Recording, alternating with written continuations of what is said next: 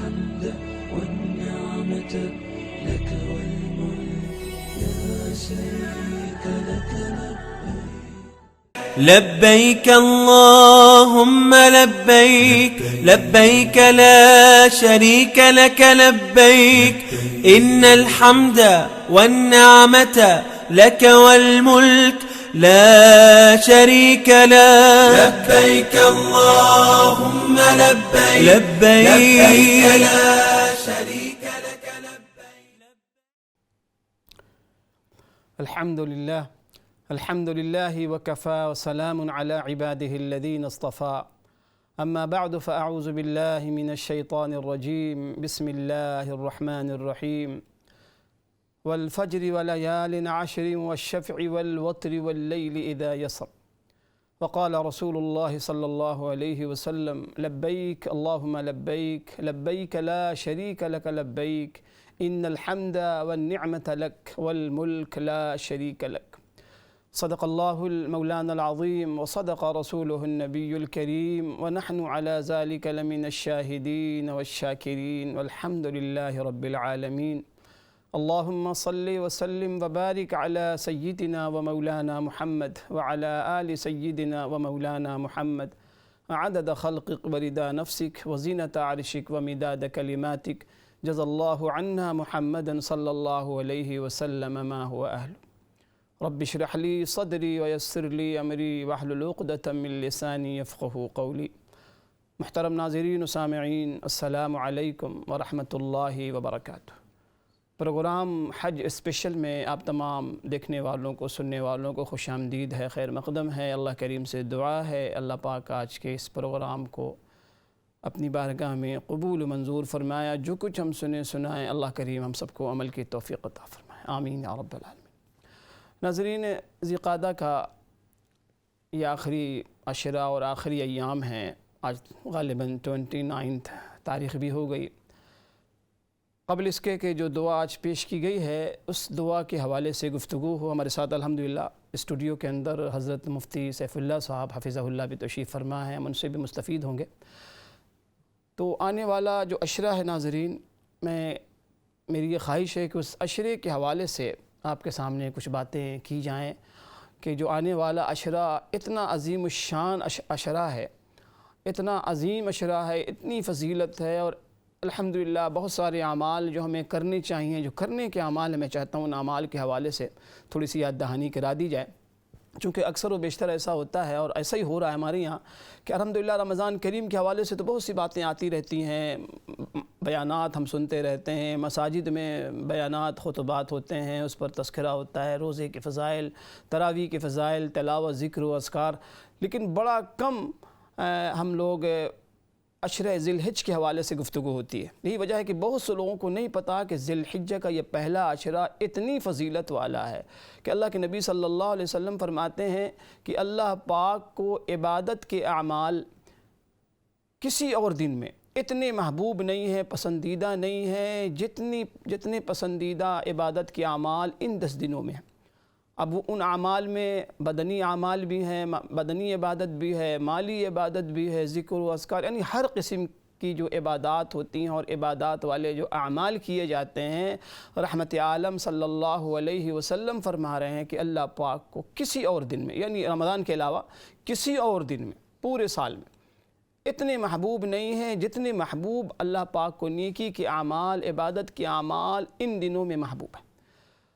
لیکن چونکہ اس موضوع پر زیادہ چرچا نہیں ہوتا، اس کی بہت زیادہ وضاحت نہیں ہوتی، اس کو بہت زیادہ بیان نہیں کیا، چونکہ عربی کا محاورہ ہے کہ اذا تکرر تقرر، جب کسی بات کو بار بار دہرایا جاتا ہے، جب کوئی بات بار بار دہرائی جاتی ہے تو وہ بات دل میں مستقر ہو جاتی ہے، قرار پکڑ لیتی ہے، راسخ ہو جاتی ہے، جم جاتی ہے۔ ذی الحجہ کے حوالے سے ہمارے یہاں حج کے موضوع پر تو گفتگو ہوتی ہے، لیکن عشرہ ذی الحجہ کتنی فضیلت والا ہے۔ عشرہ ذی الحجہ کے حوالے سے سب سے جو پہلی بات ہے ناظرین وہ یہ ہے کہ جب عشرہ ذی الحجہ داخل ہوتا ہے، چاند جب نکلے تو سب سے پہلا حکم جو ہم پر متوجہ ہوتا ہے ہماری طرف وہ حکم ہے کہ جس شخص نے قربانی کا ارادہ کیا ہو، من اراد ان یضح، جس شخص نے قربانی کا ارادہ کیا ہو جو صاحب حیثیت۔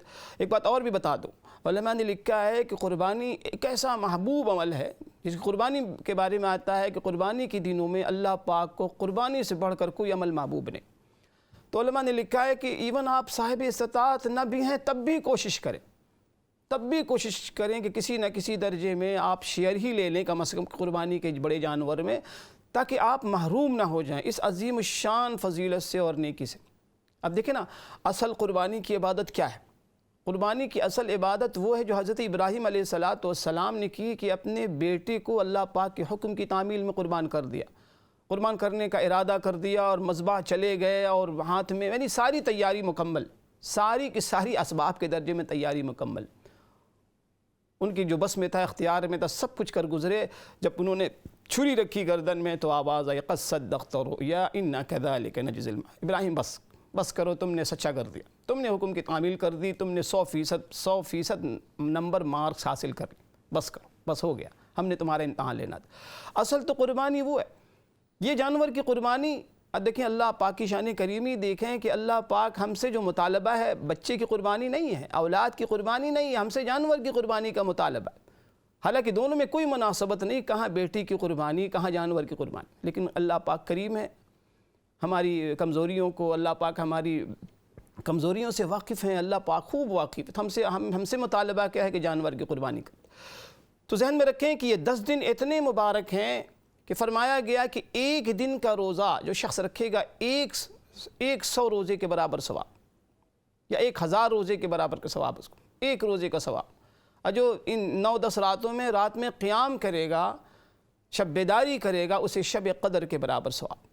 اسی طریقے سے یوم عرفہ کا ثواب بتایا گیا کہ جو شخص یوم عرفہ کا روزہ رکھے گا اس کے اگلے پچھلے ایک سال کے گناہ معاف کر دیے جائیں گے، لیکن یاد رکھیں کہ یہاں گناہ کی معافی سے وہ گناہ مراد ہیں جو صغائر ہوں، کبائر نہیں۔ اس طریقے سے میں عرض کر رہا تھا کہ سب سے پہلا جو حکم جو ہماری طرف متوجہ ہوتا ہے ان 10 ایام کے اندر، وہ یہ ہے کہ جو شخص قربانی کا ارادہ کرے، مرد و عورت، تو اسے چاہیے کہ اپنے ناخن فلا یاخذ اظفارہ واشعارہ، کہ اپنے ناخن کو اور بال کو نہ کاٹے جب تک قربانی نہ کر لے، جب تک اس کی قربانی نہ ہو جائے۔ لیکن یہ حکم کیا ہے؟ یہ مستحب ہے، یہ واجب نہیں ہے، یہ فرض نہیں ہے، یاد رکھیں اس کو۔ بہت ضروری ہے کہ ہم جب مسائل احکام بیان کریں اور سنیں تو اس کی کیٹیگریز بھی ہم بتائیں لوگوں کو کہ اس کی کس کیٹیگری کا یہ حکم ہے اللہ پاک کا، مستحب ہے، مسنون ہے، واجب ہے، فرض ہے، تو یہ مستحب ہے۔ کوئی شخص اگر کاٹ لیتا ہے تو ہم نے اس کو ملامت نہیں کرنا، ہم نے اس کو تانے نہیں دینے، ہم نے اس کو حقیر نہیں سمجھنا، مستحب ہے۔ کوئی کرتا ہے بہت اچھی بات، نور علی نور۔ تو سب سے پہلا حکم۔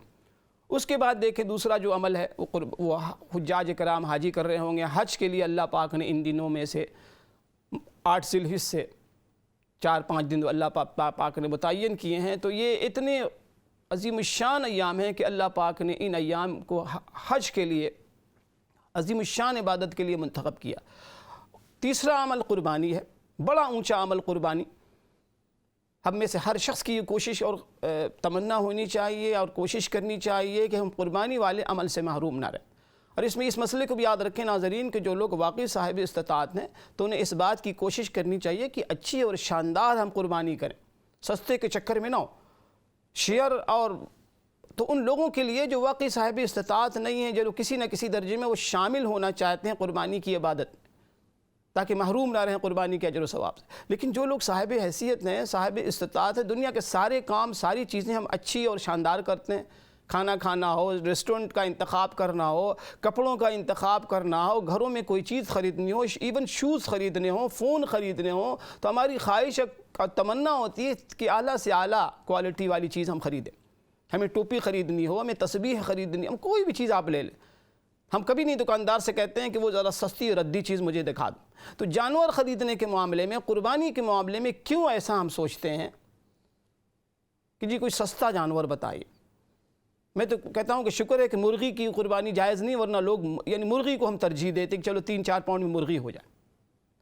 تو یاد رکھیں یہ مسئلہ، قربانی کا یہ مسئلہ ہے، مفتی صاحبان آپ کو بتلائیں گے کہ آپ قربانی کر رہے ہوں تو جانور فربا ہو، تندرست ہو، توانا ہو، عیبدار نہ ہو، یہ مسئلہ ہے اس کے اندر۔ اگر آپ شریک ہو رہے ہیں، جتنے لوگ شریک ہیں اس میں کسی کا حرام پیسہ نہ ملا ہوا، ورنہ سب کی قربانی غارت ہو جائے گی۔ تو شریک ہونے میں اس بات کا خدشہ ہے، اس بات کا اندیشہ ہوتا ہے کہ خدا نخواستہ کوئی ایسا آدمی تو نہیں شریک ہوا جس کی آمدنی حرام کی ہے۔ تو حتی الامکان ہمیں شیئر سے بچ کر اپنی اون قربانی کرنی چاہیے. بے شک آپ چھوٹا جانور کرتے ہیں, اپنا اون آپ کی قربانی ہو آپ کے نام سے ایک جانور. اور اس جانور کے معاملے میں ہماری خواہش یہ ہونی چاہیے, ہمارا تمنا یہ ہونی چاہیے کہ اعلیٰ سے اعلیٰ, ہاں شو آف کے لیے نہ ہو, ریاکاری کے لیے نہ ہو, لیکن ایسا تو جانور ہو جو کم از کم تندرست ہو, عیبدار نہ ہو. تو اس کا خیال رکھیں, ہمارے یہاں بڑی بے احتیاطی پائی جاتی ہے. تو سب سے پہلا حکم, ناخن نہ کاٹیں, بال نہ کاٹیں. دیکھا آج شاید آخری دن ہو, تو آج کے دن آپ جو ہے ناخن بال سے فارغ ہو جائیں, جو ضروری بال ہیں اس کو کاٹ لیں, ناخن کاٹ لیں, اور یہ 10 دن 9 دن جو ہے اس کی پابندی کریں. دیکھیں اس کی حکمت کیا لکھی ہے علماء نے, کہ اللہ دیکھیں بہت کریم ہے, اللہ کے نبی صلی اللہ علیہ وسلم بھی رحمت للعالمین. تو اللہ پاک کیا چاہتے ہیں کہ اللہ پاک جہاں عرفات کے میدان میں, مینا کے اندر, حرمین شریفین کے اندر جہاں ان لوگوں پر رحمت کی بارشیں اور گھٹا برسیں گی, تو کیا اللہ پاک ان لوگوں کو محروم کر دیں گے جو کسی عذر کی وجہ سے حج کے لیے نہیں جا پائے, جن کی استطاعت نہ ہو یا جن کے حالات اجازت نہ دیں؟ تو کیا اللہ پاک اتنے کریم اللہ ہیں, کیا ہمیں وہ اس وجہ سے محروم کر دیں گے کہ ہمارے حالات سازگار نہیں ہیں, ہمارے پاس فنڈ نہیں ہے, کہ اللہ پاک ہمیں محروم کر دیں گے؟ تو یہ اعمال اس لیے بتائے جاتے ہیں کہ ان تھوڑے سے اعمال کر کے تم بھی کسی نہ کسی درجے میں حجاج کرام سے شباہت پیدا کر لو, مشابہت اختیار کر لو. خواجہ مجذوب الحسن صاحب رحمۃ اللہ علیہ کا بڑا پیارا شعر ہے اسی شباہت کے حوالے سے, کہ تیرے محبوب کی یا رب شباہت لے کر آیا ہوں, حقیقت اس کو تو کر دے صورت لے کر آیا. تو یہ شباہت کس کی شباہت؟ حجاج کرام کی, کہ حجاج کرام جیسی وہ اللہ اکبر احرام باندھیں گے, احرام باندھنے کے بعد اسی طریقے سے وہ جو ہے ناخن اور اپنے بال نہیں کاٹیں گے, ہم ان سے مشابہت اختیار کرتے ہیں. تو اللہ پاک یہ چاہتے ہیں کہ تم بھی حجاج کرام سے ان چند اعمال کے اندر مشابہت اختیار کر لو, تاکہ ان پر جب رحمت کی گھٹائیں برسیں تو اس کا کچھ حصہ, کچھ ٹکڑا تم بھی اس کے مستحق ہو جاؤ, تم پر بھی وہ رحمت کی بارشیں. یہ کریمی شان کریمی اللہ تعالیٰ کے. ورنہ آپ دیکھیں نا, ہمارے بال کاٹنے نہ کاٹنے سے, سر کے بال ناخن کاٹنے نہ کاٹنے سے اللہ پاک کا نہ تو پرموشن ہوتا نہ ڈیموشن ہوتا. ساری کائنات نافرمان بن جائے, خدا کی قسم اللہ کی شان میں کوئی ڈیموشن ہونے والا نہیں. اور ساری کی ساری کائنات, دنیا کے سارے انسان سراپا مطیع و فرما بردار بن جائیں, بندہ بن جائیں, اللہ کی شان میں کوئی رفعت, کوئی بلندی, کوئی پرموشن ہونے والا. اس کو ہمیشہ ذہن میں رکھیں. اچھا, دوسرا یہ کہ دیکھیں قربانی کے عمل کو ہمیں کامیاب بنانا چاہیے, اور بھرپور کوشش کرنی چاہیے کہ قربانی والے عمل سے ہم محروم نہ رہیں. اسی طریقے سے روزہ, اگر کوئی شخص صاحب صحت مند ہے, اللہ پاک نے صحت دی ہوئی ہے, تو ہم کوشش کریں کہ روزہ ہم ضرور رکھیں. 1 سال کے برابر روزے کا ثواب, 1 روزے کا ثواب. تو روزہ ہم رکھیں.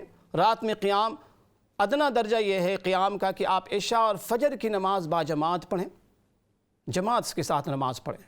حدیث میں آتا ہے کہ جو شخص فجر اور عشاء جماعت کے ساتھ پڑھ لے گا, اسے پوری رات کا عبادت کا ثواب مل جائے. اس طریقے سے گناہوں سے بچیں, اجتناب کریں.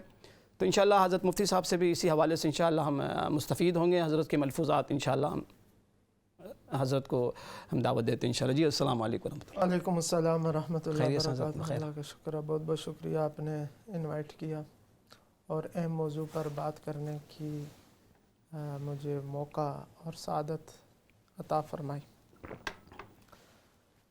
ذی الحجہ کا مہینہ شروع ہو رہا ہے, اسی کو میں تھوڑا سا دوسرے انداز میں بیان کروں گا. آپ نے جو بات کی اسی کو آگے بڑھاتے ہوئے, ذی الحجہ کے بارے میں عمومی طور پر یہ سمجھا جاتا ہے کہ ذی الحجہ صرف حج کا مہینہ ہے. ذی الحجہ میں حج ادا کیا جاتا ہے جو حجاج کرام وہاں جا کر اعمال کرتے ہیں, جنہیں مناسک حج کہا جاتا ہے.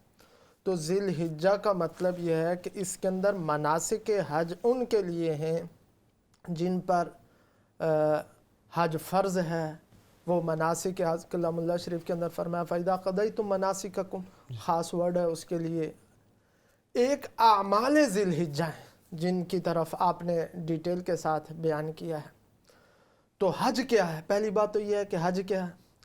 حج یہ ہے کہ عاشقانہ ادائیں ہیں. بالکل اللہ تعالیٰ کے عاشق لوگ, حجاج کرام, جو گھروں کو چھوڑ کر دیوانہ وار اللہ کے گھر کی اطراف میں چکر لگا رہے ہیں. ان کا لباس بالکل جو ہے وہ سادہ ہے, لباس بھی نہیں ہے, ستر ڈھانپنے کا ایک ذریعہ ہے, کپڑے ہیں, چادریں انہوں نے پہنی ہوئی ہیں, زیب و زینت کی انہیں اجازت نہیں ہے کہ کیونکہ جو عاشق ہوتا ہے اس کا زیب و زینت کی طرف کوئی توجہ نہیں ہوتی، کوئی سروکار اور تعلق نہیں ہوتا، اس کا گھر اور کوئی ٹھکانہ نہیں ہوتا.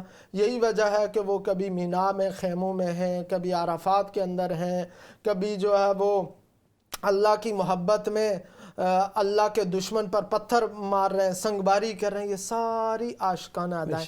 تو عاشقانہ ادائیں حج ہیں، مناسک حج ہیں، اور ان کی مشابہت اختیار کرنا اعمال حج. تو پہلا عمل جیسا کہ آپ نے حدیث کی روشنی سے بیان کیا، پہلا عمل یہ ہے، ابھی ذی الحجہ کا مہینہ پاسبل ہے کہ آج ہی شروع ہو جائے شام سے. تو جب ذی الحجہ کا مہینہ شروع ہو جائے تو دنیا بھر کے جو مسلمان جو قربانی کرنے جا رہے ہیں، قربانی کا جن کا ارادہ ہے، تو وہ اپنے بال اور ناخن نہ کاٹیں.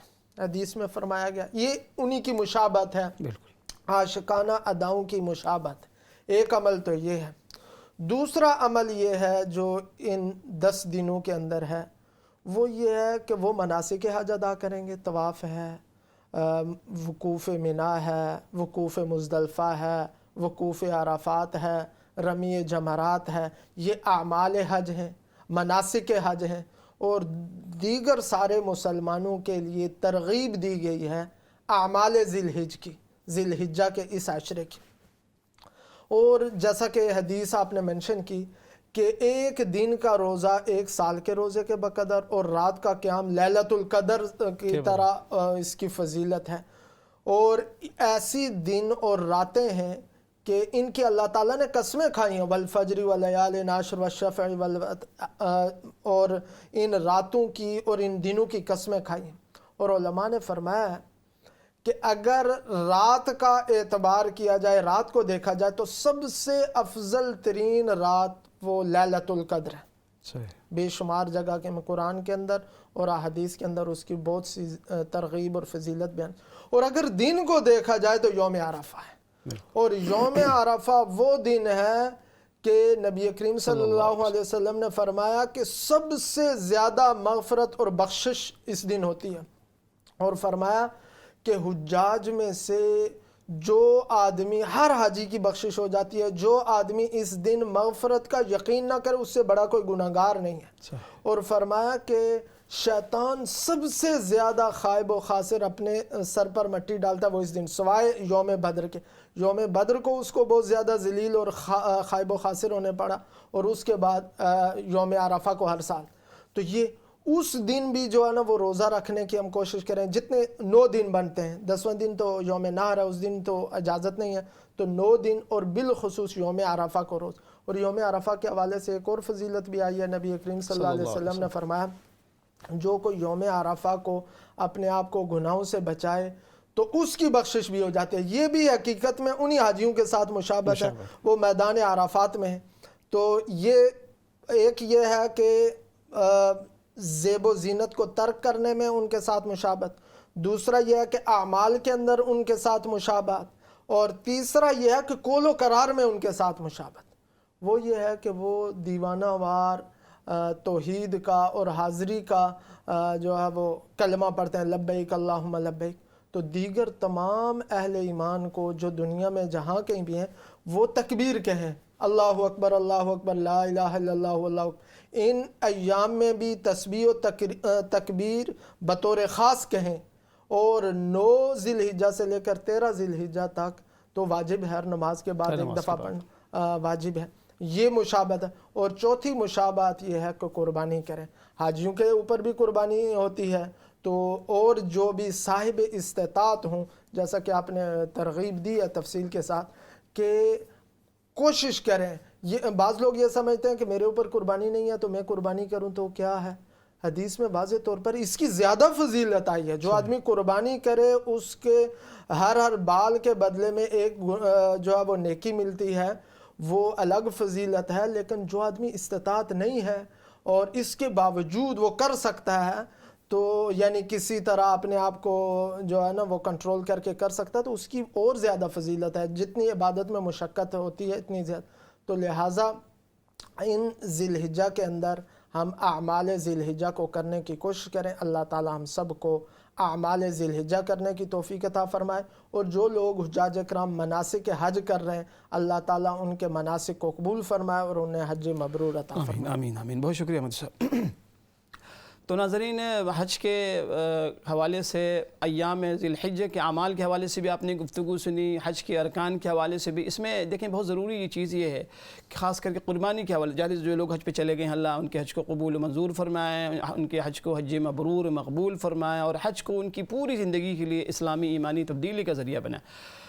اس حوالے سے ہماری بڑی ذمہ داری ہے۔ بہت سے لوگ دیکھیں مسائل قربانی کے نہیں جانتے اور پوچھتے بھی نہیں، یعنی ظلم بالا ظلم یہ ہے کہ ایک تو مسائل ہم جانتے نہیں ہیں، دوسرے مسائل ہم پوچھتے نہیں۔ تو بڑی مؤدبانہ گزارش ہے، قربانی کے مسائل آپ ضرور اپنے مقامی جو لوکل آپ کی مساجد ہوں، مساجد کی ائمہ ہوں، مفتیان کرام، ان سے آپ مسئلہ پوچھیں۔ قربانی کا مسئلہ دیکھیں سال میں ایک مرتبہ آتا ہے، تو ہم کوشش کریں کہ اس قربانی والی نیکی سے ہم محروم نہ رہ جائیں۔ اللہ کریم ہم سب کو قربانی والے عمل سے بھرپور حصہ عطا فرمائے۔ اور یہ جو مہینہ آنے والا ہے ذی الحجہ کا، اور 10 دن خصوصی پہلا عشرہ، اللہ کریم اس عشرے کے اندر جتنی خیر و برکتیں اللہ پاک نے رکھی ہیں، مجھے، آپ کو، ہم سب کو، پوری امت کو اللہ پاک پورا حصہ عطا فرمائے۔ ناظرین، سورہ فجر کی پہلی آیت، چند آیات مختصر سی چھوٹی آیت ہیں جو میں نے پڑھا، اس کا میں ترجمہ کر دوں۔ اللہ کریم فرماتے ہیں، اعوذ باللہ من الشیطان الرجیم، بسم اللہ الرحمن الرحیم، والفجر، قسم ہے فجر کی، صبح کے وقت کی، وَلَيَالٍ عَشْرٍ، اور 10 راتوں کی، وَالشَّفْعِ وَالْوَتْرِ، اور جوڑے کی اور طاق کی۔ دیکھیں والفجر سے مراد صبح کا وقت ہے۔ مفسرین نے لکھا ہے کہ اس سے مراد ہر روز کی صبح ہے، چونکہ صبح کا وقت جو ہے کہ نئی زندگی شروع ہوتی ہے، ایک نیا سلسلہ شروع ہوتا ہے، نیا سورج طلوع ہوتا ہے، تو اس کی اہمیت کو بتائیں۔ دیکھیں اللہ پاک جب قسمیں کھاتے ہیں نا، تو اللہ پاک کو کسی چیز کی یقین دہانی کے لیے قسم کھانے کی ضرورت نہیں۔ قسم تو مخلوق کھاتی ہے، اللہ کو، ہم بندے کھاتے ہیں کسی کو یقین دلا۔ قسم سے حتی الامکان اوائڈ کرنا چاہیے، لیکن جہاں ضروری ہو جائے، ناگزیر ہو جائے، وہاں قسم کھانے کی اجازت، اس کو یاد رکھیں۔ لیکن جب اللہ پاک قسم کھاتے ہیں، کیوں کھاتے ہیں؟ اللہ پاک کو تو قسم کی ضرورت نہیں ہے۔ تو علماء نے لکھا ہے، مفسرین نے لکھا ہے کہ اللہ پاک جب قسم کھاتے ہیں تو اس کا مقصد ہوتا ہے کہ جس چیز کی قسم کھائی جا رہی ہے اس کی عزت، اس کی حرمت بتانی مقصود ہوتی ہے، اس کی عظمت بتلانی مقصود ہوتی ہے، اس کی وقعت، اس کی قدر و قیمت بتلانی مقصود ہوتی ہے۔ والفجر، اللہ پاک فجر کے وقت کی قسم کھا رہے ہیں کہ قسم ہے فجر کے وقت کی، صبح کے وقت کی۔ صبح کا وقت بہت قیمتی ہوتا ہے، بہت قیمتی وقت ہے۔ آپ صبح اٹھیں، اس کا تعلق تجربے سے ہے۔ صبح اٹھ کے فجر پڑھ کے آپ دیکھیں، اب ایسا سرور، آپ کا دل ایسا لگے گا سرور سے اور فرحت سے اور سکون سے بھر گیا۔ ٹرائی کر کے دیکھیں، کبھی ٹرائی کر کے دیکھیں۔ والفجر وَلَيَالٍ عَشْرٍ، فرمایا کہ 10 راتوں کی۔ مفسرین نے لکھا ہے کہ اس سے مراد، ایک تفسیر یہ ہے کہ ذی الحجہ کی پہلے عشرے کی 10 راتیں، 10 راتیں، تو ان میں سے غالباً آج پہلی رات ہو، اگر شب آج 29 کا چاند ہو گیا تو آج ذی الحجہ کی پہلی رات ہو۔ اللہ پاک نے 10 راتوں کی قسمیں کیوں کھائی ہیں؟ ان راتوں کی عظمت، حرمت، عزت، قدر و قیمت، وقعت بتانے کے لیے کہ میرے بندو یہ بڑی قیمتی راتیں ہیں، ان کو ضائع نہ کرنا، ان کو فلموں میں، ڈراموں میں ضائع مت کر دینا۔ ڈرامہ دیکھنے میں، ڈرامہ ختم ہی نہیں ہوتا، ڈرامے دیکھنے میں ان اوقات کو، رات کو ضائع نہ، 10 رات تو پرہیز کر لو کم از کم، 10 راتوں کو تو پرہیز کرو، ناخن نہ کاٹو، بال نہ کاٹو۔ کیا پتہ کہ 10 راتوں کی برکت سے جو ہمارے یہاں داڑھی نہ رکھنے کا ماحول ہے، شیو کرنے کا، اللہ 10 راتیں نہ شیو کرنے کی برکت سے داڑھی رکھنے کی اللہ توفیق عطا فرما دے۔ 10 رات تو، 10 دن تو آدمی محفوظ رہے گا داڑھی کو شیو کرنے والے عمل سے، حرام عمل سے، شاید اس کی برکت سے اللہ ہمیں توفیق عطا فرما دے۔ تو وَلَيَالٍ عَشْرٍ وَالشَّفْعِ وَالْوَتْرِ، مفسرین نے لکھا ہے کہ شفع سے مراد جو ہے یوم عرفہ ہے، یوم عرفہ کے دن کی اللہ پاک نے قسم کھائی، اور والوتر سے مراد طاق جو رات ہے وہ ہے یوم النحر، 9ویں تاریخ، 9ویں تاریخ، 10ویں تاریخ کی اللہ پاک نے قسمیں کھائی ہیں۔ اس کی عظمت 9ویں تاریخ سے مراد عرفہ ہے، اور 10ویں تاریخ سے مراد یوم النحر ہے، جس دن ہم قربانی کرتے ہیں۔ اللہ نے ان 2 دنوں کی قسمیں کھائی ہیں اس کی عظمت و حرمت کو بتانے کے لیے کہ میرے بندو یہ بڑی حرمت والے دن ہیں، بڑی عزت والے دن ہیں، بڑے اللہ اکبر وقعت والے دن ہیں، قدر و قیمت، یعنی اعمال صالحہ کرو، اللہ کو خوب یاد کرو، خوب ذکر کرو۔ یہ تو قرآن کا ترجمہ ہوا۔ جو دعا آج کی ہے کہ لبیک اللہم لبیک، لبیک لا شریک لک لبیک، ان الحمد والنعمت لک والملک لا شریک لک۔ یہ وہ ترانہ ہے ناظرین کرام جو حجاج کرام احرام کے باندھتے ہی یہ ترانہ پڑھ رہے ہوں گے اور پڑھتے ہیں۔ اس ترانے کے اندر، سلوگن کے اندر کیا کہا گیا ہے، اس کا ترجمہ سنیں پہلے۔ لبیک، اے اللہ میں حاضر ہوں، اے اللہ میں آپ کے سامنے حاضر ہوں، اللہم لبیک، یا اللہ میں حاضر، لبیک لا شریک لک، اے اللہ میں حاضر ہوں، آپ کا کوئی شریک نہیں، کوئی شریک، لا شریک لک، کوئی شریک نہیں۔ ناظرین کبھی ہم یہ قسم کے جب دعائیں پڑھتے ہیں نا تو ہم غور کیا کریں کہ ہم کس بات کا اقرار کر رہے ہیں۔ ہم اللہ پاک کے سامنے، اللہ کے حضور اس بات کا اقرار کر رہے ہیں کہ اللہ میں مشرک نہیں ہوں، میں شرک نہیں کرتا آپ کی نہ ذات میں، نہ صفات میں، نہ اختیارات میں، نہ حقوق میں۔ کیا مطلب؟ کہ اللہ میں کسی کو مشکل کشا نہیں کہتا، یا اللہ میں کسی کو مشکل کشا نہیں سمجھتا، یا اللہ میں کسی سے اولاد نہیں مانگتا، یا اللہ میں مزاروں پہ جا کے بزرگوں سے نہیں مانگتا، میں تو ان کے لیے دعا کرنے جاتا ہوں، ان سے مانگنے نہیں جاتا۔ یا اللہ میں کسی کو غریب نواز نہیں کہتا، یا اللہ میں کسی کو دستگیر نہیں کہتا، نہیں مانتا، صرف آپ کو مانتا ہوں، آپ ہی دستگیر ہیں، آپ ہی مشکل کشا ہیں، آپ ہی غوث العظم ہیں، یا اللہ سب کچھ، ساری طاقت، ساری قوت، سارے اختیارات آپ کے پاس۔ یہ اقرار حاجی، یہ تلبیہ پڑھنے والا، ان کلمات کو ناظرین عربی میں تلبیہ کہتے ہیں، پڑھنے والے کو ملبی کہتے ہیں، تلبیہ پڑھنے والا۔ تو جب کوئی ملبی، جب کوئی حاجی، جب کوئی معتمر یہ پڑھتا ہے تو گویا توحید کا اقرار کر رہا ہوتا ہے، اٹھتے بیٹھتے چلتے پھرتے، اوپر کو چڑھا نیچے کو اترا، ہر وقت جیسے ہی اس نے احرام باندھا اس پر یہ پڑھنا ہے، اسے یہ پڑھنا ہے۔ اس میں کیوں اس طرح نے دیا گیا؟ آپ کبھی غور کریں، ایسا لگتا ہے کہ اللہ پاک نے توحید کا اقرار کرنے کے لیے حاجیوں کو بلایا، آؤ میرے گھر میں آ کے توحید کا اقرار کرو کہ اللہ ہم موحد ہیں، لبیک لبیک لا لبیک اللہم لبیک لبیک لا شریک لک لبیک۔ آگے فرمایا ان الحمد والنعمت لک، یا اللہ ساری کی ساری نعمتیں، جتنی نعمتیں ہیں ظاہری باطنی حسی، چھوٹی بڑی، ایمانی نعمتیں، اسلامی نعمتیں، مادی نعمتیں، اللہ جتنی روحانی نعمتیں، ساری نعمتیں آپ کی دی ہوئی عطا کرتا۔ میرے پاس اپنا کچھ بھی نہیں، everything is given by you my اللہ، ہر چیز آپ کی دی ہوئی۔ ان الحمد والنعمت، ساری تعریف آپ کے لیے، جتنی تعریف کی گئی ہیں آج تک، کی جائیں گی، قیامت کی جا رہی ہیں، جس قسم کی بھی تعریف ہم ایک دوسرے کی کرتے ہیں۔ ظاہر ہے کہ آپ کسی پینٹنگ کی تعریف کرتے ہیں تو اصل میں وہ پینٹر کی تعریف ہوتی ہے۔ جتنی مصنوعات دنیا میں ہیں اس کا صانع کون ہے، اس کا خالق کون ہے؟ آپ ہیں، ساری تعریف آپ کے لیے۔ لا شریک لک، اللہ آپ کا کوئی شریک نہیں، کوئی ساری بادشاہت آپ کے لیے۔ تو یہ ناظرین یہ اتنے پیارے بول ہیں، کاش کہ اس کا ہم مطلب سمجھیں کہ ہم کیا کہہ رہے ہوتے ہیں۔ آج ان بولنے کے باوجود ہم شرک کر رہے ہوں تو it doesn't make sense۔ تو انشاءاللہ مختصر سا بریک ہے، بریک کے بعد انشاءاللہ اسی موضوع کو کیری آن کریں گے، کیری آن ہوگا انشاءاللہ۔ السلام علیکم ورحمۃ اللہ وبرکاتہ۔ لبيك اللهم لبيك لبيك لا شريك لك لبيك إن الحمد والنعمة لك والملك لا شريك لك لبيك اللهم لبيك لبيك لا شريك لك لبيك۔ بسم اللہ الرحمن الرحیم۔ لبیک اللہم لک لبیک لبیک لا شریک لک لبیک ان الحمد والنعمت لک والملک لا شریک لک۔ محترم ناظرین و سامعین، السلام علیکم ورحمۃ اللہ وبرکاتہ۔ پروگرام اسپیشل حج میں آپ تمام دیکھنے والوں کو، سننے والوں کو خوش آمدید ہے، خیر مقدم ہے۔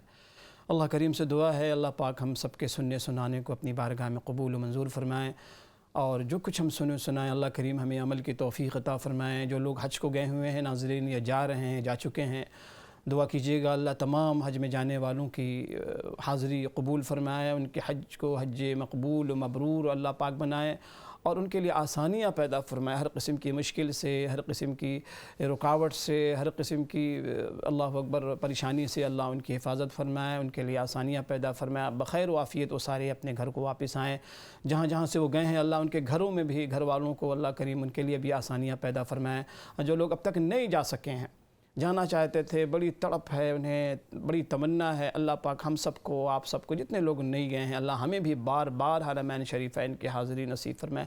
ناظرین قیامت کے دن بہت سے لوگ ایسے اللہ کریم کی خدمت میں حاضر ہوں گے کہ جن کا نام عمل جب ان کو دیا جائے گا تو ان کے نام عمل میں بہت سی ایسی نیکیاں درج ہوں گی جو انہوں نے کی نہیں ہوں گی۔ وہ اللہ پاک سے تعجب کے ساتھ پوچھیں گے، مولا کریم یہ نیکی تو میں نے کی نہیں، مثلا میں نے حج کی نہیں، 2022 میں تو میں حج میں گیا ہی نہیں تھا میرے اللہ. میں تو طبیعت میری خراب تھی یا حالات ناسازگار تھے یا میرے اللہ پیکج بہت مہنگی قسم کا پیکج تھا, ایکسپینسو تھا, یا اللہ میں تو اتنا افورڈ نہیں کر سکتا تھا, لیکن میرا حج اس میں درج ہے میرے نام عمل میں. تو اللہ پاک پہلے تو سمجھے کہ شاید نام عمل یہ مس پلیس ہو گیا, کسی اور کا مجھے مل گیا ہے.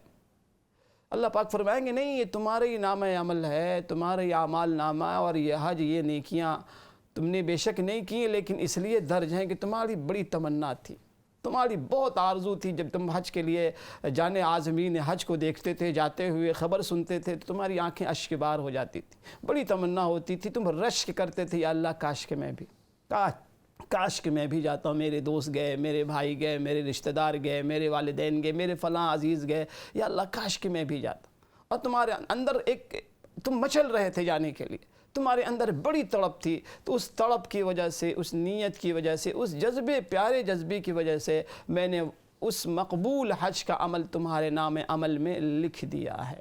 اللہ کریم ہمیں بھی ناظرین بار بار حاضری نصیب فرمائے. جو لوگ گئے ہیں اللہ کریم ان کے لیے آسانیاں پیدا فرمائے. ناظرین یہ وہ ترانہ ہے جو حجاج کرام وہاں پڑھ رہے ہوں گے اور پڑھیں گے, اور احرام باندھتے ہی اس ترانے کو پڑھا جاتا ہے. اور اس ترانے کے اندر دیکھیں ایک ایک بول اتنا جامع, اتنا خوبصورت ہے کہ سب سے پہلے بندہ کیا کہتا ہے, لبیک. اللہ پاک کی رحمت کو متوجہ کرنے کے لیے, اور مفسرین نے لکھا ہے کہ یہ لبیک اصل میں جواب ہے اس ندا کا, اس آواز کا, اس دعوت کا جو اللہ پاک نے ابراہیم علیہ السلام کو جب حکم دیا کہ وہ اذن فی الناس بالحج, آپ لوگوں میں حج کا اعلان کر دیجئے. ابراہیم علیہ السلام نے عرض کیا, مولا کریم میری آواز کہاں پہنچے گی پوری کائنات کے انسانوں تک. اللہ پاک نے فرمایا کہ تم آواز لگاؤ, اور آواز پہنچانا میرا کام ہے. تو علماء نے لکھا ہے کہ عالم ارواح میں جن جن لوگوں نے اس دعوت پر لبیک کہا تھا, اس دعوت کو سنا اور لبیک کا یہ جواب ہے ان کا کہ اللہ آپ نے ہمیں دعوت دی, ہم حاضر. لبیک یا اللہ میں حاضر ہوں, میں سراپا حاضر ہوں, دیکھیں میں سب کچھ چھوڑ کر آیا ہوں میرے اللہ. اللہم لبیک لبیک لا شریک لک لبیک. اور سب سے پہلے بندہ جس چیز کا اقرار کر رہا ہوتا ہے اپنی توحید کا, چونکہ ایسا لگتا ہے کہ حج نام ہی توحید کے اقرار کا ہے. توحید ابراہیم علیہ السلام دیکھیں کیا تھا, سب سے پہلے علم بغاوت بلند کرنے والے شرک کے خلاف ابراہیم علیہ نبینا علیہ السلام. تو ایک ایک بول اتنا قیمتی, ایک ایک بول اتنا جامع, اور اس کے اندر میسج ہے پڑھنے والے کے لیے اور پوری امت کے لیے, ہر سننے والے کے لیے, کہ اپنے آپ کو ہم شرک سے بچائیں. اللہ پاک کو شرک نہایت ہی ناپسندیدہ, شرک سے اللہ پاک کو سخت نفرت ہے. قرآن کی آیت موجود ہے کہ ان اللہ لا یغفر ان یشرک بہ ویغفر ما دون ذلک لمن یشاء. اللہ پاک ہر گناہ کو معاف کر سکتا ہے شرک کے علاوہ, سوائے شرک. شرک کے معاف نہ ہونے کے کیا مطلب, کہ اگر خدا نہ خواستہ کوئی شخص شرک سے توبہ کیے بغیر مر گیا, اللہ نہ کرے کوئی, تو اس کی معافی نہیں ہے.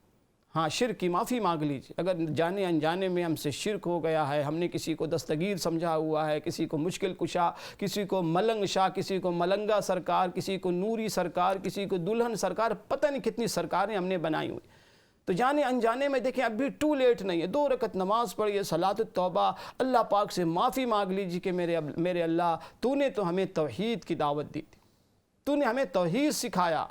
سورہ اخلاص ہم روزانہ پڑھتے ہیں, سنتے ہیں, قل هو اللہ احد اللہ الصمد لم یلد ولم یولد ولم یکن لہ کفوا احد. کیا ہے اس میں؟ اللہ پاک کی جتنی قسمیں ہیں توحید کی ساری بیان کی گئی. کہہ دیجئے اللہ اکیلا ہے اپنی ذات میں, کوئی اس کی اولاد نہیں, کوئی اس کے والدین نہیں. احد, یکتا, ہر اعتبار سے یکتا, ہر لحاظ سے یکتا. اللہ الصمد, اللہ بہت بے نیاز ہے. اللہ کی لم یلد, اللہ پاک جو ہے نہ تو کسی کی اولاد ہے, ولم یولد, نہ اللہ پاک کی کوئی والدین, ولم یکن لہ کفوا احد, اور اللہ جیسا کوئی نہیں. یہ توحید کی پوری تعریف گلدستہ ہے توحید کا. تو توحید کا اقرار ایک حاجی کر رہا ہوتا ہے, تلبیہ پڑھنے والا کر رہا ہوتا ہے. ان الحمد والنعمت, ساری نعمتیں, ساری تعریفیں اللہ آپ کے لیے ہیں. لا شریک لک, آپ کا کوئی شریک نہیں. اصل میں مشرکین مکہ جب یہ تلبیہ پڑھتے تھے ناظرین, اس میں کچھ الفاظ ملا دیتے تھے. لا شریک لک کے بعد کہتے تھے الا شریکا ہوا ملکتہ, سوائے ان شریکوں کے اللہ جنہیں آپ نے اختیار دے رکھے ہیں, جنہیں آپ نے مختار بنا رکھا ہے. تو اس کی تردید کی گئی اس تلبیہ میں کہ وہ نہیں جو وہ بڑھاتے ہیں, اس کو رد کیا اسلام نے. اسلام سے پہلے رسول اللہ صلی اللہ علیہ وسلم سے پہلے ظاہر مشرکین مکہ جو ہے وہ بھی طواف کیا کرتے تھے، لیکن اس تلبیہ میں ملاتے تھے الا شریکن و ملکت، اللہ کوئی آپ کا شریک تو نہیں ہے ویسے، لیکن وہ شریک، وہ شرکا جنہیں آپ نے ہی اختیار دے رکھے ہیں، یہ ان کا خود ساختہ عقیدہ تھا، اسلام نے اس کو رد کیا۔ تو آج بھی کوئی اگر اللہ پاک کے ساتھ کسی کو مختار مانتا ہے، مختار با اختیار، تو وہ شرک یاد رکھیے گا۔ کوئی اللہ پاک کے ساتھ اللہ کے اختیار میں شریک نہیں، نہ فرشتے، نہ مقرب فرشتے، نہ انبیاء علیہ السلام، نہ صحابہ، نہ اولیاء، نہ قطب، نہ کوئی نہیں، کوئی شریک نہیں۔ لا، آپ کہتے ہیں لا، نفی کی ہے، سراپا شرک کی نفی ہے، شرکت کی نفی، کوئی شریک نہیں۔ تو اللہ کرے کہ آج ہمارا عقیدہ ایسا ہو جائے، شرک کی غلاظتوں سے پاک سے۔ یہ یاد رکھیں کہ عقیدہ جتنا آپ کا مجلہ مشفع ہوگا، صاف ستھرا ہوگا، انشاءاللہ تعالیٰ پھر آپ کی جو نیکیاں ہوں گی، جو اعمال ہوں گے نا، وہ بھی اتنے صاف شفاف ہوں گے، پھر ان نیکیوں کے وہ اثرات ہوں گے آپ کی زندگی پر، اس کا بہترین امپیکٹ پڑے گا۔ آج بہت سے اعمال کا امپیکٹ ہم پر کیوں نہیں پڑتا؟ چونکہ عقیدے ہمارے صحیح نہیں، عقیدہ ہم درست نہیں کرتے۔ اچھا، کال بھی ہمارے دیکھیں آن ہیں، آپ چاہیں تو آج کے موضوع کے حوالے سے، خاص کر کے قربانی کے حوالے سے، آپ پہلا جو عشرہ ہے اس کے اندر جو اعمال ابھی مفتی صاحب نے بتائے ہیں، ان اعمال کے حوالے سے کوئی بات آپ نے پوچھنی ہو تو آپ دیکھیں، ضرور پوچھیں۔ مسئلہ اگر کوئی نہیں ہے تو آپ پر واجب ہے کہ مسئلہ پوچھیں۔ قرآن نے تذکرہ کیا فَاسْأَلُوا أَهْلَ الذِّكْرِ إِن كُنتُمْ لَا تَعْلَمُونَ، اگر تم نہیں جانتے تو صاحب علم سے، صاحب ذکر لوگوں سے مسئلہ پوچھو۔ پوچھنے والے کی ذمہ داری، بتانے والے کی نہیں۔ تو مفتی صاحب اس حوالے سے اچھا ایک کالر ہمارے ساتھ ہیں جو ان کو شامل کر لیتے ہیں۔ جی السلام علیکم ورحمۃ اللہ۔ کالر۔ وعلیکم السلام ورحمۃ اللہ وبرکاتہ۔ بھائی جان، میں یہ پوچھنا چاہتی ہوں کہ یہ ناخن اور بال کاٹنے عورتوں کے لیے بھی ضروری ہیں؟ جی بتاتا ہوں انشاءاللہ تعالیٰ، جزاک اللہ۔ جی بہت شکریہ۔ مفتی صاحب فرما رہی ہیں میری بہن کہ ناخن اور بال کا جو مسئلہ ہے یہ صرف مردوں کے لیے ہے یا پھر عورتوں کے لیے بھی ہے؟ بالکل عورتوں کے لیے بھی ہے، کیونکہ جیسا کہ حدیث میں ایک تو واضح طور پر آیا کہ جو کوئی قربانی کا ارادہ کرے، اور دوسرا یہ ہے کہ جو حجاج کرام عورتیں ہوتی ہیں حج کرنے کے لیے، تو یہ ان کے لیے بھی یہ ممانعت ہے۔ ظاہر ان کا احرام کپڑوں کی صورت میں تو نہیں ہوتا، خاص کپڑے، وہی ان کا کپڑا ہی احرام ہوتا ہے، لیکن جو بال کاٹنا اور ناخن کاٹنا یہ ان کے لیے وہاں پر بھی منع ہے، تو یہاں پر ان کی مشابہت میں اور حدیث کی وجہ سے مستحب اور بہتر ہے کہ وہ بھی اس سے بچیں، لہٰذا یہ عمل دونوں کے لیے۔ بالکل۔ میری بہن آپ نے سنا مسئلہ، مفتی صاحب نے بھی فرمایا کہ دیکھیں جس طریقے سے مردوں کے لیے اعمال ہیں اسی طریقے سے خواتین کے لیے بھی ہے، تو اسی طریقے سے آپ دیکھیں قربانی ہے۔ اچھا ایک کالر ہمارے ساتھ اور ہیں جو ان کو بھی شامل کرتے ہیں۔ جی السلام علیکم ورحمۃ اللہ۔ جی وعلیکم السلام ورحمۃ اللہ وبرکاتہ۔ کیسے ہیں آپ؟ جی الحمدللہ میری بہن۔ جی میں نے پوچھنا تھا کہ ایک میری فرینڈ ہے تو اس نے پوچھا کہ اس نے نا منت مانی تھی کہ اس کے بیٹے کا ایڈمیشن ہونا تھا، تو اس نے منت مانی تھی کہ اگر اس اسکول میں بھی وہ سلیکٹ ہو گیا، یعنی 3-4 اسکول تھے، تو میں اتنے یعنی روزے رکھوں گی، 10 روزے، اس میں بھی ہوا تو میں فلاں جگہ پہ بھی ہوا تو میں 10 روزے رکھوں گی، تو فلاں میں بھی ہوا، تو اب 2 جگہ سے وہ سلیکٹڈ ہو گیا۔ تو اب وہ کہتی ہے کہ وہ کنفیوز ہے کہ اب اس نے دونوں اسکولوں کے روزے رکھنے ہیں یا ایک کے بھی رکھے۔ یعنی 2 سبجیکٹ کا انہوں نے مانا تھا منت، 2 سبجیکٹ میں پاس ہو جائیں گے تو روزہ رکھیں گے؟ سلیکٹ یعنی اسکول میں ایڈمیشن کے لیے انہوں نے اپلائی کیا تھا، تو انہوں نے یہ منت مانی تھی کہ اگر یعنی فلاں جگہ پہ بھی ہوا تو میں یعنی مری میں ہوا تو میں 10 روزے رکھوں گی، اگر سرگودا میں بھی ہو گیا فار۔ اچھا دونوں جگہ ایڈمیشن ہو گیا ان کا؟ جی دونوں جگہ سے پھر ان کو آ گیا ہے، تو اب وہ کہتی ہیں کہ اب میں نے یعنی 20 روزے رکھنے ہیں یا پھر 10 ہی رکھنے ہیں، کیونکہ اب انہوں نے ایک جگہ پر ایڈمیشن کرایا۔ ٹھیک ہے، میں عرض کرتا ہوں، بہت شکریہ جی، بہت شکریہ۔ اچھا پہلا جو سوال تھا میری بہن، آپ نے سنا حضرت مفتی صاحب نے فرمایا کہ دیکھیں ناخن اور بال ایک تو یاد رکھیں یہ ان لوگوں کے لیے مستحب ہے، ایک تو مسئلہ یاد رکھیں مستحب ہے، فرض واجب نہیں ہے۔ ہمارے یہاں بہت جلدی مس انڈرسٹینڈنگ ہو جاتی ہے، یہ مسئلہ فرض واجب کا نہیں ہے، یہ مستحب ہے۔ آپ کہہ رہے ہیں تو بہت اچھی بات ہے، اس کا لحاظ رکھیں، نہ کاٹیں تو بہت اچھا ہے، اور یہ ان لوگوں کے لیے ہے خاص کر کے جو لوگ قربانی کا ارادہ کرتے ہیں۔ مثال کے طور پہ اب نابالغ بچے نکل گئے، چونکہ نابالغ بچوں کی طرف سے اب ظاہر ہے کہ عموماً حج وہ قربانی ہم نہیں کرتے، تو اسی طریقے سے جس کی طرف سے قربانی نہیں ہو رہی ہے اس کے لیے مستحب نہیں ہے۔ ہاں وہ بھی اگر اللہ اکبر عشق میں اور محبت میں اور شباہت میں کر لے تو بہت اچھی بات ہے، لیکن یہ ہے کہ ان لوگوں کے لیے اصل مسئلہ ہے جو قربانی کا ارادہ رکھتے ہیں، جن کی طرف سے قربانی، چاہے وہ مرد ہوں یا عورتیں ہوں۔ اسی طریقے دوسرے مسائل میں بھی، مثال کے طور پہ دیکھیں روزہ ہے، مردوں کے لیے عورتوں کے لیے بھی ہے۔ اسی طریقے سے ایام تشریق میں تکبیر جو ہے اللہ اکبر لا الہ الا اللہ واللہ اکبر وللہ الحمد، یہ مردوں کے لیے بھی ہے، اور ہاں مردوں کے لیے ہے کہ بلند آواز سے پڑھیں گے، اور خواتین کے لیے ہے کہ گھر میں جب بھی اپنی نماز پڑھیں ہر نماز کے بعد ایک مرتبہ پڑھنا واجب ہے۔ بلکہ علماء نے یہاں تک لکھا ہے کہ اگر بھولنے کا زیادہ خدشہ ہے تو جہاں گھر میں آپ نماز پڑھتی ہیں وہاں لکھ کر یہ دعا لگا دیں، چاہے آپ ایز اے ریمائنڈر کہ آپ کو یاد رہے کہ نماز کے بعد فوری طور پہ ہم نے یہ دعا پڑھنی ہے، اللہ اکبر لا الہ الا اللہ واللہ اکبر وللہ الحمد۔ انشاءاللہ بعد میں آپ یہ بھی میں عرض کروں گا کہ اس دعا میں کیا ہے، اللہ پاک کی جو بڑائی بیان کی اس کی کیا حکمت۔ تو ان تمام مسائل میں جسے قربانی مرد بھی کریں گے، خواتین بھی کریں گی، جو صاحب حیثیت ہیں ان کی طرف سے واجب ہے۔ یاد رکھیں اس مسئلے کو کہ جو خواتین کی ویجز آتی ہے، سیلریز آتی ہے، ان کے پاس سیونگ ہے، یہ نہیں چلے گا کہ شوہر اپنی طرف سے کر دیں، ان کی طرف سے کافی ہو جائے گا، سب کی طرف سے نہیں۔ گھر میں جتنے بڑے اور جتنے لوگ کام کرتے ہیں، جن کی ویجز آتی ہے، جن کی سیلری آتی ہے اور جن کے پاس سیونگ ہے، ان پر قربانی واجب ہے، یاد رکھیں آپ۔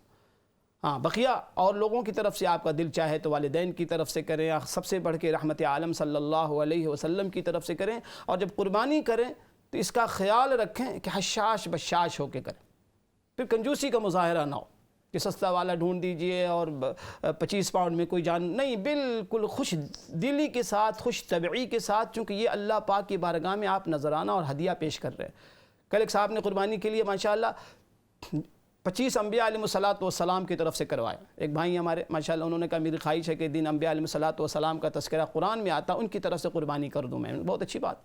تو اللہ کرے کہ ایسے خیالات ہمارے ذہن میں بھی آئیں، رحمت عالم صلی اللہ علیہ وسلم کی طرف سے، آپ کے اہل بیت کی طرف سے، حضرت فاطمہ کی طرف سے، حضرت علی رضی اللہ تعالیٰ عنہ کی طرف سے، حضرت ابو بکر رضی اللہ، تمام صحابہ کرام میں خاص کر کے جو اصحاب بدر ہیں ان کی طرف سے، تو اللہ پاک نے استطاعت دی ہے، تو کہتے ہیں جتنا آپ گڑ ڈالیں گے اتنا میٹھا ہوگا۔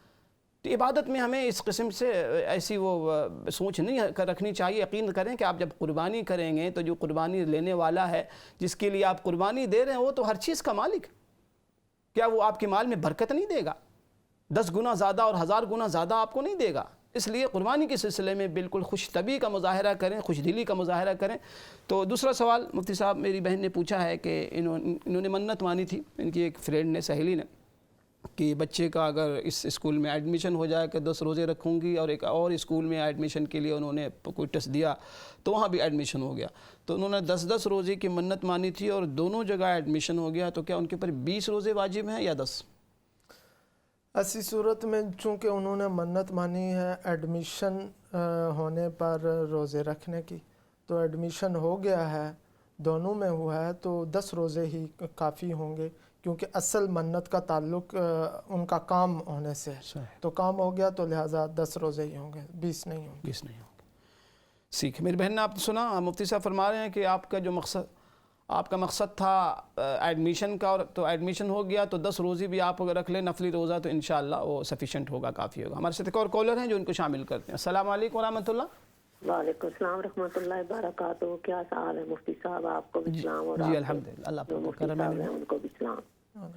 تو میرا سوال یہ ہے کہ جو ہم نبی پاک صلی اللہ علیہ وآلہ وسلم کے نام سے قربانی دیتے ہیں، تو کیا اس میں باقی صحابہ کرام اور اہل بیت ادار اور انبیاء کرام سب کو ثواب میں شامل کر سکتے ہیں؟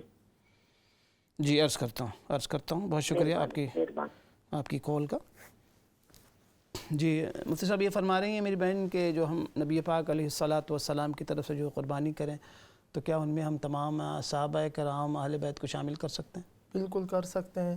خود نبی کریم صلی اللہ علیہ وسلم ایک قربانی ان لوگوں کی طرف سے، اپنے امت کے ان لوگوں کی طرف سے کرتے تھے جو قربانی نہیں کر سکتے، تو ظاہر ہے ان کی بڑی تعداد ہے، تو جب آپ صلی اللہ علیہ وسلم کے عمل سے بہت سے افراد کو شامل کیا جا سکتا ہے، اور لہٰذا امتیوں کے لیے بھی یہ اجازت ہے کہ وہ آپ صلی اللہ علیہ وسلم، صحابہ کرام، اہل بیت اور جس کو بھی شامل کرنا چاہیں تو ثواب میں شامل کر سکتے ہیں۔ اور چونکہ یہ نفلی عمل ہے تو نفلی عمل میں اس طرح سب کو شامل کرنا جائز اور اجازت ہے اس کی۔ ٹھیک ہے، بہت شکریہ احمد صاحب۔ جی میری بہن اس کو ذہن میں رکھیں کہ قربانی جب بھی ہم کرائیں تو اپنی طرف سے قربانی واجب ہے۔ اس مسئلے کو سمجھنے میں بہت سے لوگ غلطی کر جاتے ہیں، کہتے ہیں جی اس سال میں، اس دن ایک صاحب مجھے کہہ رہے تھے کہ اس سال میں چاہتا ہوں کہ اپنی طرف سے نہ کروں بلکہ اپنے والدین کی طرف سے کر دوں یا فلاں صاحب کی طرف سے کر دوں۔ تو یاد رکھیں جو لوگ صاحب حیثیت ہیں، صاحب استطاعت ہیں، بلکہ قربانی کے لیے استطاعت وہ الگ ہے زکوٰۃ کی استطاعت سے۔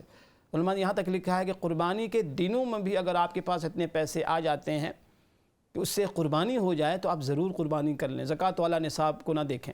قربانی کے دن میں کچھ پیسے آ گئے، حتیٰ کہ یہاں تک لکھا ہے کہ جو لوگ مثلا جاب کرتے ہیں ان کی سیلری ویجز آتی ہے، تو اگر لیٹر آن ویجز آنی ہے تو آپ کسی سے قرض لے کے، آپ کو یقین ہے کہ 10 دنوں میں ہماری ویجز آ جائے گی، میں اس کو واپس کر دوں گا، یعنی قربانی کے عمل سے محروم ہی نہ رہے، اس کا خیال رہے۔ ہمارے ساتھ ایک اور کالر ہیں جو ان کو بھی شامل کرتے ہیں۔ السلام علیکم ورحمۃ اللہ۔ وعلیکم السلام۔ میرا ایک سوال ہے، ادھر شیفیلڈ سے بول رہا ہوں جی، مفتی صاحب سے ہے کہ پاکستان کی میں صرف بات کر رہا ہوں کہ میرے رشتہ دار ہے، بڑی کلوز رشتہ دار ہے، مطلب رشتے ہو گئی ہے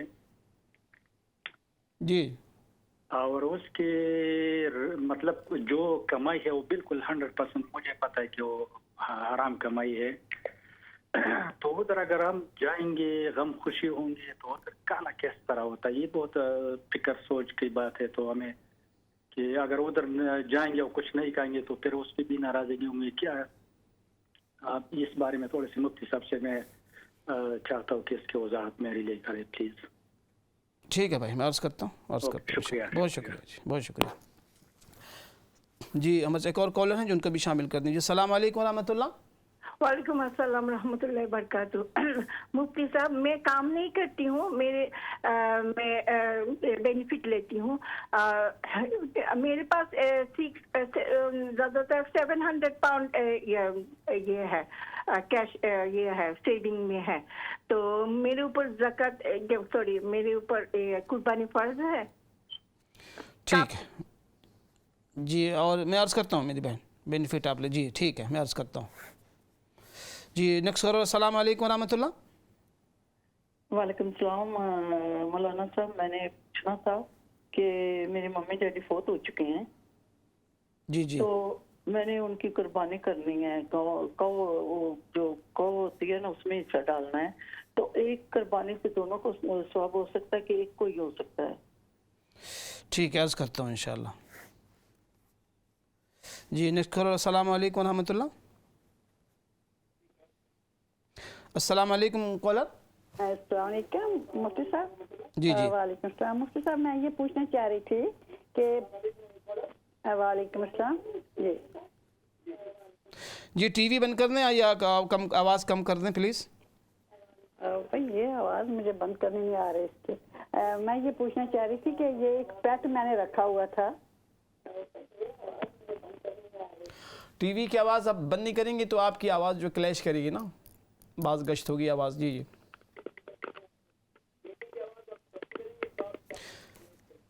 جی فرمائیں جی۔ نیکسٹ کالر، السلام علیکم ورحمۃ اللہ۔ السلام علیکم جی وعلیکم السلام ورحمۃ اللہ۔ مولانا صاحب ٹھیک ہیں آپ؟ اللہ پاک کا کرم ہے میرے، آپ ٹھیک ہیں؟ جی اللہ کا شکر ہے مولانا جی، آپ سے عرض کرنی ہے، دعا واسطہ میرے بیٹے واسطہ خصوصاً دعا کریں، وہ سنال ٹیسٹ ہے۔ ضرور جی ضرور جی، اللہ دعا پاک کریے اللہ اسی کامیابی عطا فرمائے۔ بہت شکریہ جی، بہت شکریہ جی۔ نیکسٹ کالر، السلام علیکم جی۔ کالر السلام علیکم ورحمۃ اللہ۔ وعلیکم السلام ورحمۃ اللہ وبرکاتہ۔ ایسا مجھے آپ سے تفصیل میں چند چیزیں پوچھنی ہیں، برائے مہربانی، اس سے ہزاروں لاکھوں کا فائدہ ہوگا۔ ایک تو تہجد کی نماز، اشراق کی نماز اور چاش کی نماز، یہ کتنی رکعات ہوتی ہیں، اور اس کے علاوہ اس کا وقت کس وقت سے کس وقت ہوتا ہے ہر نماز کا؟ پلیز ذرا مجھے اس تفصیل سے بتائیں تاکہ میرے علاوہ ہزاروں لاکھوں انسان سے فائدہ اٹھائیں۔ بہت شکریہ بھائی، بہت شکریہ بھائی۔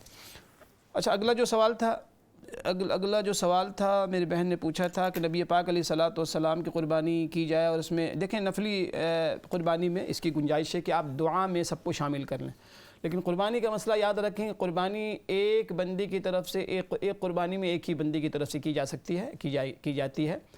7 بندے ہیں تو 7 شیئر، اگر زیادہ بندے ہیں تو پھر آپ 2 بڑا اس طریقے سے ذہن رکھیں. ایک قربانی ہمارے یہاں احناف کے اندر ایک قربانی کے ایک بندے کی طرف سے ایک ہی قربانی ہو. ایسا نہیں کہ آپ نے گھر سے ایک میں قربانی کی سب بندوں کو شامل کر دیا اس میں. نفل قربانی میں ٹھیک ہے آپ دعا میں سب کو شامل کر لیں کہ اللہ میں جو یہ قربانی اس کا ثواب سب کو پہنچا دے, یہ نفلی قربانی میں. لیکن جو واجب قربانی ہے ایک قربانی ایک کی طرف سے. اچھا, اگلا جو سوال ہے بھائی نے پوچھا مفتی صاحب کہ پاکستان میں کوئی رشتہ دار ہیں جن کے بارے میں میں 100% شیور ہوں کہ وہ ان کی کمائی حرام کی ہے, تو ہم ایز اے مہمان کے جب جاتے ہیں تو کس طریقے سے ہم ان کے گھر کھانا کھائیں گے؟ اور جی واقعی بڑا مشکل مسئلہ ہے اور مشکل صورتحال سے آدمی کو دوچار ہونا پڑتا ہے. تو ایسی صورت میں یہ ہے, اگر تو وہ رشتہ دار اس لیول کے ہیں کہ آدمی کے بہت کلوز ہیں, جن کو کہا جاتا ہے ذی رحم محرم ہے, خونی رشتہ دار ہیں, تو ان کے ساتھ جو ہے نا وہ حسن سلوک کا حکم ہے ظاہر ہے.